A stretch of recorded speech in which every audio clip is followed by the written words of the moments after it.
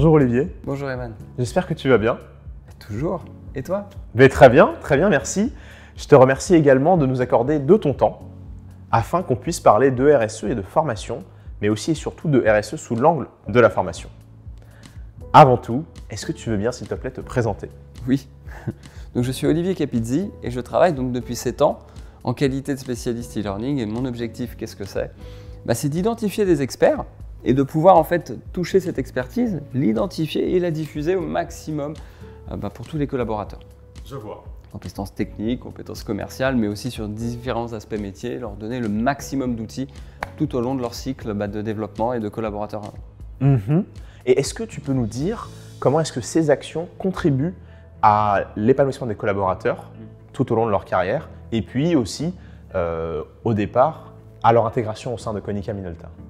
Tous les éléments de réponse sont dans ta question. C'est-à-dire que dès le départ, on mise donc sur une intégration.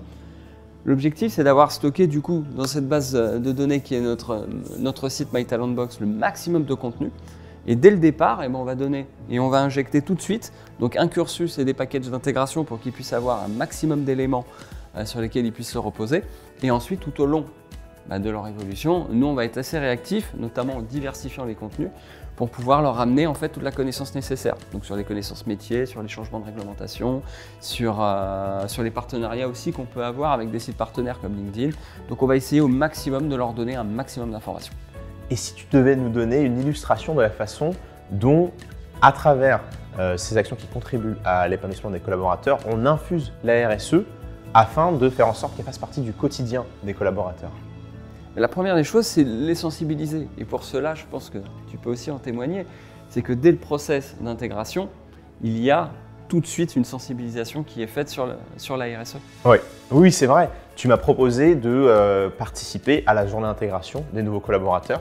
Ça m'a permis de réaliser à quel point c'était important et intéressant de parler dès le départ aux nouveaux collègues de la RSE, de ce qu'on fait, pourquoi on le fait et comment est-ce qu'ils peuvent y contribuer. Ils peuvent notamment le faire, ce que je leur explique, en rejoignant le réseau des ambassadeurs dont tu fais partie.